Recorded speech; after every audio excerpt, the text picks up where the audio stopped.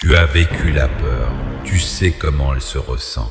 Le gel soudain, le battement de cœur qui saute dans la gorge, l'incapacité à penser clairement. Et puis, quelques secondes plus tard, le retrait lent du brouillard et le retour de la pensée rationnelle. Tu as vécu ça comme une seule expérience. Ce n'était pas une seule expérience. C'étaient deux systèmes complètement différents dans ton cerveau, travaillant simultanément dans des directions opposées, et tu ne le savais pas.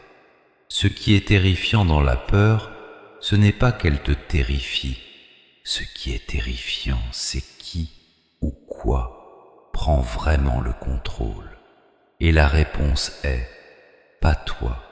Profondément dans ton cerveau, à peu près là où tes oreilles sont au niveau des yeux, se trouvent deux structures en forme d'amande, une de chaque côté. On les appelle les amygdales, du mot grec pour amande. Elles sont évolutivement très anciennes, pas aussi anciennes que l'humain, Pas aussi anciennes que les mammifères, aussi anciennes que les reptiles. Tes amygdales ont essentiellement la même fonction que celle d'un crocodile, d'un serpent ou d'un poisson. Elles posent une seule question. Est-ce une menace? Et elles posent cette question plus vite que tu peux penser, nettement plus vite. Quand un stimulus, un son, un mouvement, une odeur atteint tes sens, il y a deux voies par lesquelles il entre dans le cerveau. La voie lente passe par le thalamus vers le cortex préfrontal, le cerveau pensant qui analyse, évalue, juge. Cette voie prend du temps, environ 200 à 300 millisecondes.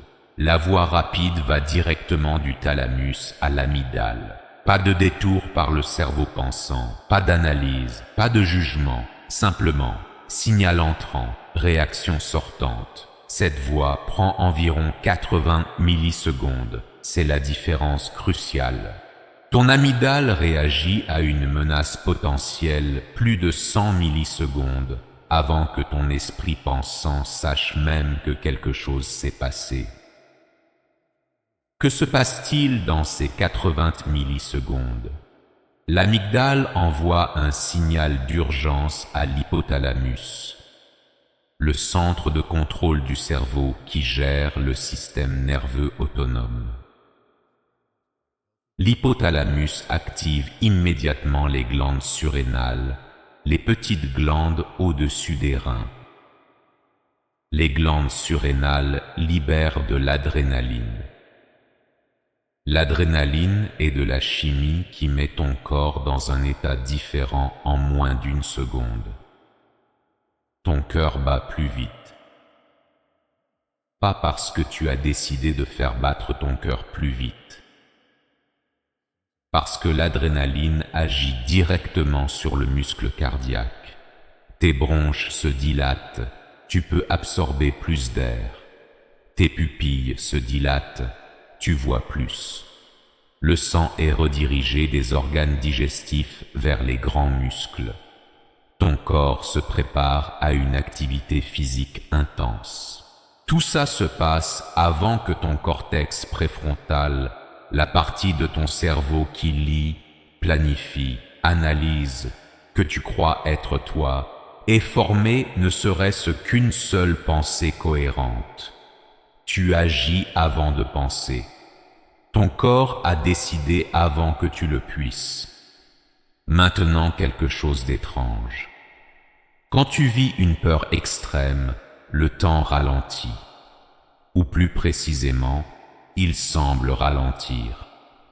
Les gens rapportent après des accidents, des agressions, des moments de danger extrême, que des secondes semblaient comme des minutes, qu'ils voyaient chaque détail, traitaient tout, comme si le monde tournait au ralenti.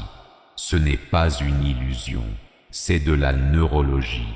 Sous stress extrême, l'amygdale accélère le traitement des informations sensorielles. En même temps, le cerveau active la libération de noradrénaline qui met le cerveau en état d'alerte maximale. Les souvenirs sont stockés dans cet état avec plus d'intensité et de précision. L'amygdale marque littéralement ces souvenirs comme vitalement pertinents. Ils reçoivent un tampon d'urgence biochimique. C'est pourquoi les souvenirs traumatiques sont souvent tellement plus vivants et détaillés que les souvenirs normaux. Le cerveau a décidé que c'est une information qu'il ne doit jamais oublier. Le système de peur est conçu pour les menaces à court terme. Il doit s'allumer et s'éteindre en quelques minutes. Un lion arrive, tu cours, le lion est parti. Tu respires profondément. Le cortisol et l'adrénaline se dégradent. Ton corps revient à la normale. C'est le design. Mais les menaces modernes ne sont pas des lions. Les menaces modernes sont des examens la semaine prochaine, des mensualités hypothécaires, l'exclusion sociale, la perte d'emploi. Ces menaces ne se terminent pas en quelques minutes. Elles durent des jours, des semaines, des mois. Et le cerveau, qui n'a pas été développé pour ce type de menace, reste en état d'alerte. Les niveaux chroniquement élevés de cortisol endommagent l'hippocampe, le centre de mémoire du cerveau. Ils suppriment le système immunitaire. Ils augmentent le risque de maladie cardiaque. La peur chronique est littéralement un corps en état d'exception permanent. Un système développé pour le sprint qui doit maintenant courir un marathon. Mais tu n'es pas seulement une amygdale. Tu as aussi un cortex préfrontal. Et le cortex préfrontal peut réguler l'amygdale. Mais il a besoin de temps. C'est le raisonneur, l'analyste, le relativiste. Il peut dire « Attends, ce n'est pas un lion, c'est juste un bruit fort. » Cette régulation est réelle et mesurable. Quand les gens pratiquent une respiration profonde et consciente, ils activent le nerf vague qui sollicite le système nerveux parasympathique, l'antagoniste du système combat ou fuite. La méditation modifie de façon mesurable les patterns d'activité dans l'amygdale. La thérapie cognitivo-comportementale renforce littéralement les connexions neuronales entre cortex préfrontal et amygdale. Tu ne peux pas éteindre ton système de peur, mais tu peux entraîner son superviseur. Tu peux renforcer le cortex préfrontal pour qu'il tire plus vite et plus efficacement le frein d'urgence. Je pense souvent à la peur depuis une perspective physique. Qu'est-elle vraiment? Des signaux électriques qui filent à environ 80 mètres par seconde à travers des fibres nerveuses, des molécules libérées par des glandes dans la circulation sanguine atteignant des organes en millisecondes, des protéines réceptrices se liant à des hormones et déclenchant des réactions cellulaires. C'est tout ce qu'est la peur, du point de vue de la physique. Et pourtant l'expérience de la peur est si réelle, si absolue, si écrasante, qu'elle peut être l'expérience la plus puissante de la vie. C'est l'écart qui me fascine, l'écart entre ce qu'est la peur physiquement, des électrons et des molécules en mouvement, et ce qu'elle est comme expérience, la réalité la plus intense que l'humain connaisse. Cet écart n'est pas explicable physiquement. C'est le problème difficile de la conscience. Et je trouve que l'aveu honnête de cet écart, sans le remplir de réponses faciles, est la seule réaction intellectuelle appropriée. Le cerveau est une machine extraordinairement complexe, automodificatrice, calibrée sur des millions d'années d'évolution. La peur est l'un de ces programmes d'exploitation les plus fondamentaux. Mais voici ce qui est remarquable. Cette machine peut s'observer elle-même. Elle peut se demander pourquoi elle réagit comme elle réagit.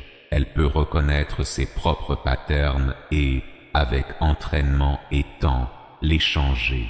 C'est quelque chose qu'aucun crocodile ne peut faire.